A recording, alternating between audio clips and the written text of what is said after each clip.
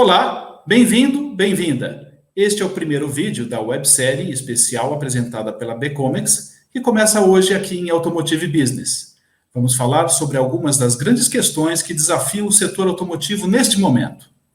Eu sou Pedro Kutney, editor especial de Automotive Business, e nos próximos minutos vou mediar uma conversa sobre um tema que toma as principais preocupações dos fabricantes de veículos em todo o mundo neste momento. Nosso painel vai discutir por que faltam semicondutores e qual a perspectiva de resolução deste problema. Para essa discussão, nós recebemos o Denis E.V. Cabral, diretor de Novos Negócios e Inovação da Becomex, o Rogério Nunes, presidente da Associação Brasileira da Indústria de Semicondutores, a ABSEMI, e o Henry Joseph Júnior, diretor técnico da Anfávia. Então, vamos logo ao tema que nos trouxe aqui, começando com o Henry. Antes da pandemia, Henry, a indústria automotiva produzia mais do que está produzindo atualmente, e nunca se ouviu falar de falta de semicondutores, é a primeira vez. Por que faltam microchips hoje para produzir veículos, Henry? Bem, Pedro, boa tarde a todos, boa tarde aos colegas do painel. Eu acho que duas coisas concorrem para essa situação. A primeira é que a quantidade de microchips e de semicondutores utilizada nos veículos vem aumentando, como decorrência das tecnologias que esses veículos cada vez têm mais embarcada, mais computadores a bordo, mais sistemas integrados, mais sistemas de controle e de ajuda ao motorista, o que faz com que a quantidade de microchips e de semicondutores para cada veículo aumente significativamente. O segundo aspecto é de que semicondutores e microchips não são utilizados somente nos automóveis, eles também estão presentes numa quantidade enorme de produtos, e esses produtos também, por sua vez, cada vez estão aumentando a quantidade de semicondutores que tem. Inclusive, alguns que antigamente nem eram conhecidos como necessidade de portar semicondutores, como a linha branca e eletrodomésticos e uma série enorme de outros produtos, passam a ter também esses componentes. E, como também em questão da pandemia, houve uma reviravolta enorme no mercado, e outros fabricantes de outros setores passaram a demandar mais esse volume e, enfim, criou um desbalanço no mercado, e a indústria automobilística, como demorou mais a retomar, acabamos ficando meio que na esteira dessa situação, e estamos com uma situação bastante crítica com relação a essa necessidade e falta de semicondutores. Eu acho que é por aí, Pedro, não sei se atendi. Não, respondeu sim, Henry, respondeu. Ou seja, nós temos um problema de oferta, né? Tem baixa oferta para o que precisamos produzir de veículos. Rogério, como a indústria de semicondutores aqui no Brasil, né, atende a indústria automotiva? De que forma ela está atendendo? O que é feito aqui, o que não é feito, o que poderia ser feito e o que provavelmente nunca será feito? Pedro, um prazer estar aqui com vocês. Obrigado pelo convite. Estar aqui junto com o Denis, da Becomex, e o Henry, da Anfávia. O Brasil já tem uma indústria significativa de semicondutores. No Brasil, nós já temos um faturamento da ordem de $1 bilhão sendo produzidos e vendidos aqui, mas, principalmente, nós atendemos o mercado de TICs, que é o chamado mercado de tecnologia da informação e comunicações, em especial smartphones, computadores, tablets, impressoras, e assim sucessivamente. Esse é um mercado muito grande no Brasil, e é o mercado que a gente vem atendendo. Semicondutores precisa de volumes, e esse é um mercado muito grande. Smartphones no Brasil são produzidos cerca de 45 milhões de unidades anualmente, e isso dá economia de escala para que a gente possa ter uma indústria aqui. Nós fazemos memórias no Brasil, principalmente. Temos, dentro da ABSEMI, hoje, já 14 empresas associadas produzindo esses produtos no Brasil.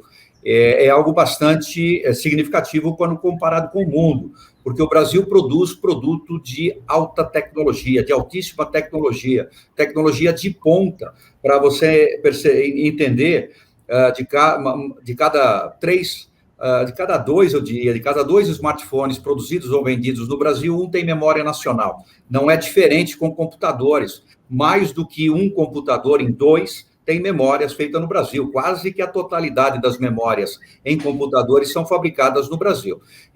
Isso dá uma visão do tipo de tecnologia feita aqui, que é de ponta, comparável aos maiores fabricantes do mundo, e da nossa penetração. No entanto, o setor automotivo, o Henry acabou de comentar, ele vem crescendo a utilização desses semicondutores gradativamente e usam memórias. Então, memórias passa a ser agora um item importante. O carro, que vinha utilizando tecnologia de semicondutores já mais legadas, como nós falamos, por ser itens de segurança, agora começa a colocar no modelo de comunicação. Então, o carro começa a se comunicar, o carro autônomo, semi-autônomo, o carro elétrico, começa a usar muito mais semicondutor. E isso gera uma demanda de produtos de alta tecnologia, que é o que nós já fazemos no Brasil. Então, nós já estamos em contato com a indústria automotiva, já estamos falando de memórias, falamos em controladores, que é um produto que também nós já iniciamos em menor escala de produção nacional, e acho que surge aí como uma oportunidade para reduzir o risco da própria indústria automobilística e da indústria de autopeças, de procurar os seus produtos na Ásia, que é um centro, ou seja, que tem uma concentração muito grande da manufatura desses produtos. Rogério, deixa eu emendar mais uma para você. Essa é uma indústria que está se tornando cada dia mais estratégica. Eu não digo nem a cada ano, nem a cada mês, é cada dia mesmo, porque a tecnologia desse setor evolui muito rápido e a absorção dessas tecnologias também é bastante elevada. O que poderia ser feito para estimular a indústria neste segmento aqui no Brasil, Rogério?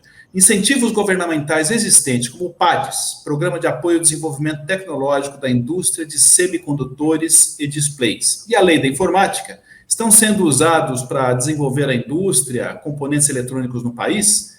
Existe, assim, algum horizonte de incentivos que tragam efeitos, assim, efetivos na produção nacional? Pedro, essa é uma indústria altamente estratégica do ponto de vista mundial. Os países investem pesadamente nessa indústria. As grandes empresas do mundo, hoje, Coreia, Ásia, Estados Unidos, recebem aportes financeiros anuais que chegam a representar de 6% a 10% do seu faturamento.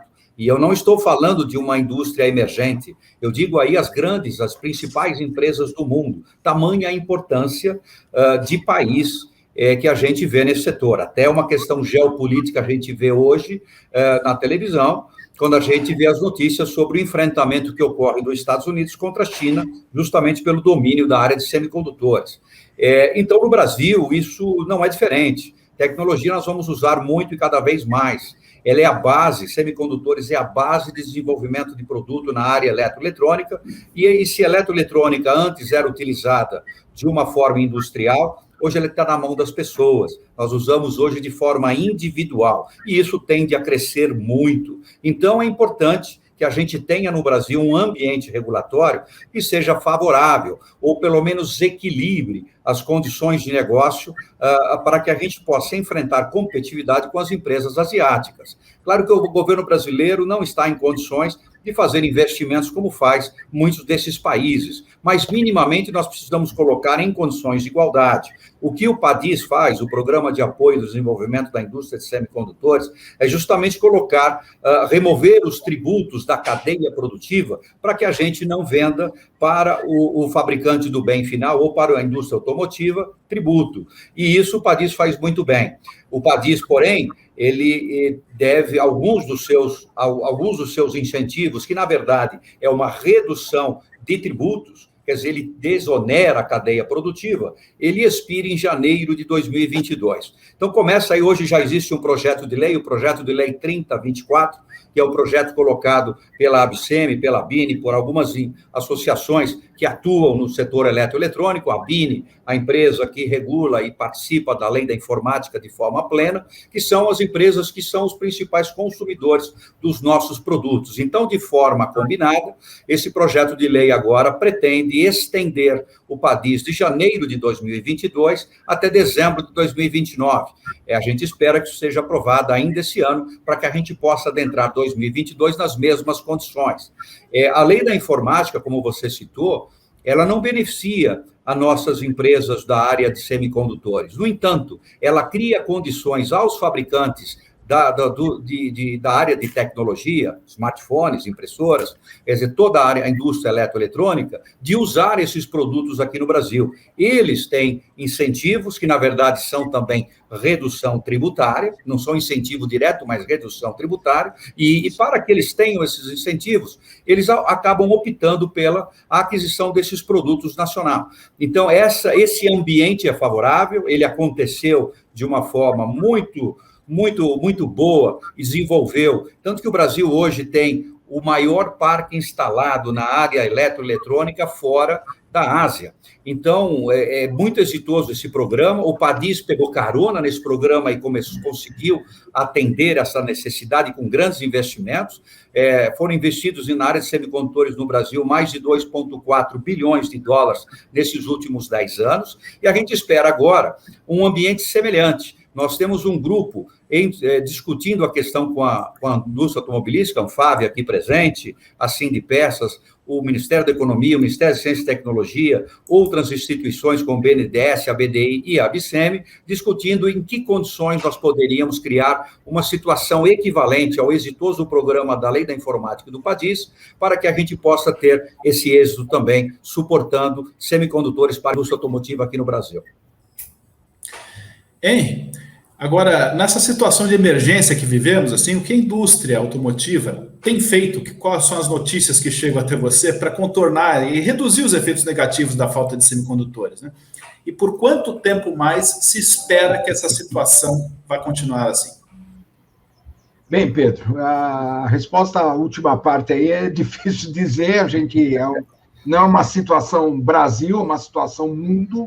Essa falta de semicondutores está ocorrendo a nível mundial, há uma briga muito forte com os outros mercados para recebermos semicondutores, e aí eu acho que é necessário também esclarecer um ponto. O semicondutor, eles têm uma diversidade muito grande de produtos de semicondutores, com especificações técnicas, com desenhos, com características diferentes. Não é o tipo do componente que eu posso tirar de um modelo e passar para outro, ou tirar de uma parte do veículo e colocar noutra. Então, eles são muito específicos e a gente depende do fornecedor que está lá no âmbito da indústria de autopeças, que consiga nos dar esses componentes já montados para poder colocar no veículo.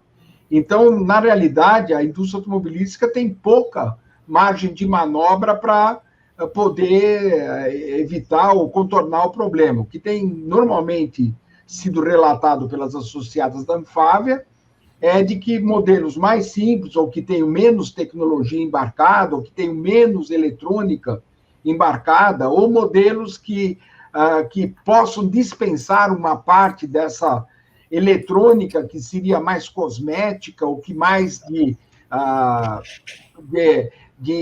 ajuda ao motorista, ou que seja mais ligada a sistemas de som ou de imagem, eles estão dando preferência e dando mais continuidade àqueles modelos mais simples, que não têm tanta necessidade desses semicondutores, para tentar manter algum volume de produção. Mas, em alguns casos, isso não é possível, e há uma preocupação, inclusive, bastante forte, porque nós estamos na iminência da entrada de novas fases do Programa de Controle da Poluição Veicular, que por si só já exige uma nova arquitetura eletrônica do veículo, exige novos componentes, uma série enorme de novos processadores, e isso está criando uma preocupação muito grande porque seriam novos componentes que deveriam estar entrando e que teremos, sem dúvida, também alguma dificuldade com isso para esse futuro próximo. Então, a indústria está um pouco a reboque dessa questão, ela não... Nós e o mundo, há uma visão, inclusive estudos feitos aí, foi divulgado há pouco um estudo da BCG, falando que é uma previsão de uma falta de semicondutores enorme no mundo, que levaria uma redução de 7 a 9 milhões de unidades de veículos produzidas a menos em 2021, como decorrência da falta de semicondutores. Aqui no Brasil, nós temos uma imagem também de que devemos ter uma perda de produção de cerca de 240 a 280 mil unidades durante o ano de 2021. Quero crer que isso também deva, no começo de 2022, continuar também com essa situação. Enfim, nós estamos brigando e tentando trazer e discutindo muitas vezes com fornecedores de fora, com as nossas próprias matrizes, para ver se elas nos conseguem socorrer naquilo que for possível, mas é uma situação realmente bastante difícil e preocupante. Rogério, na sua opinião, que lida com isso todo dia, né? Quanto tempo mais deve durar essa escassez de microchips? Essa situação agora colocada de que o Brasil perderá um número de veículos aí que pode ser da ordem de 200 mil e algo próximo a 7, 8 milhões de carros anuais, esse ano, mundialmente, ela é dramática e eu não acho que ela é reversível, porque o período para a manufatura de semicondutores leva algo próximo a 4 meses para se produzir um produto. E para se construir uma nova fábrica, são 2 anos. E nesse cenário é muito difícil recuperar isso ao longo de 2021. Mas nossa expectativa é que já em meados de 2022 a gente tenha um melhor equilíbrio dessa situação. Não se trata só de aumentar a capacidade de manufatura, mas também de criar uma aproximação da indústria automotiva da fábrica de semicondutores. A indústria automotiva tem uma cadeia de fornecimento absolutamente complexa e muito longa. E o semicondutor não fazia parte direta dessa cadeia, ele estava numa das pontas. E agora, com esse acontecimento, isso está se estreitando. A nossa proposta, inclusive, é ampliando condições de negócio aqui no Brasil, nós que somos a própria indústria de semicondutores, possamos estreitar essas relações. Esse estreitamento significa em planejamentos melhores, em planejamentos de longo prazo, em contratos de fornecimento, e isso deve equilibrar a indústria em meados do próximo ano. No entanto, com um enorme crescimento de uso de semicondutores no mundo, por diversas questões, como a tecnologia 5G, o enorme aumento de transmissão de dados pela sociedade do Brasil e do mundo, o carro automotivo que hoje usa aí algo próximo a 200 ou 300 componentes semicondutores, passará a usar nos próximos 5 anos mais de 900 componentes semicondutores, diversos, como já foi dito aqui. Então, esse cenário vai continuar bastante complexo, vai ser apertado, e isso significa que há uma ótima oportunidade para se criar investimentos de manufatura no mundo, e obviamente aqui no Brasil também, para aumentar a capacidade de fornecimento, criando e aproximando a relação com a indústria automotiva, que é uma indústria fantástica e que agora passa a ter do carro também o desenvolvimento eletrônico. Há expectativas que nessa década, ao final dessa década, cerca de 20% do custo de materiais de um automóvel será semicondutor. Imagina o que significa isso. Então, é uma corrida enorme para a implantação de novas fábricas no mundo. Nós temos, esse ano, 10 novas fábricas de semicondutores sendo instaladas no mundo, e no próximo ano já anunciadas outras 14. E agora a gente anseia para que uma dessas, ou uma nova fábrica, ou pelo menos expansão das existentes, possam aqui no Brasil também ser planejada, de modo que a gente possa usar também o Brasil como uma alavancagem na área de tecnologia.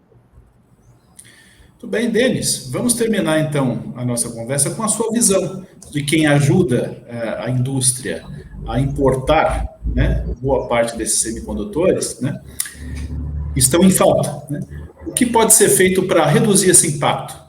O que você aconselha? Legal, vocês me ouvem bem, não? Tá. Sim, sim. Prazer estar aqui com vocês, Henry, Rogério, Pedro. Bom, primeiro, a Becomex é uma empresa de tecnologia, só para lembrar aqui o nosso contexto, né, mas é uma empresa de tecnologia e especializada na recuperação e na gestão tributária. O Brasil é um país caracterizado pela complexidade tributária, né?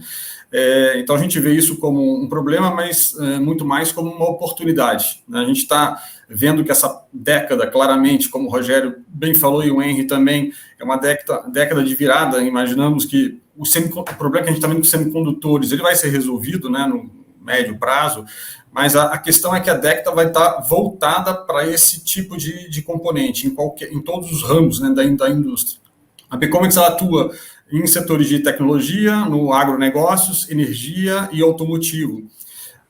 No setor automotivo, os clientes vêm tendo dificuldade na importação, mas, assim como outros setores, tem no aprovisionamento dos semicondutores, mas também a gente está num momento onde outros problemas estão aparecendo, né, em paralelo.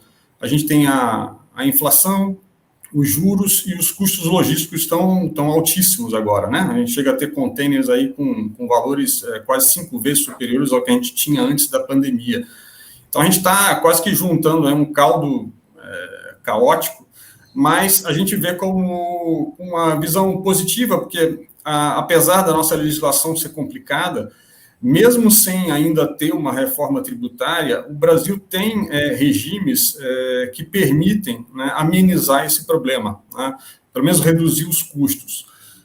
Nos regimes tributários, a gente pode, só para dar um exemplo, né, por que a gente acredita que existem oportunidades aí para ajudar as empresas a melhorar a competitividade, né, e reduzir seus custos. Se a gente pegar só o drawback, né, o drawback, que é um regime que facilita, vamos dizer assim, reduz o custo da empresa que é importadora e que depois vai exportar, né, que é o caso, por exemplo, do automotivo, que acontece em larga escala, e outras indústrias também, né, eletroeletrônico.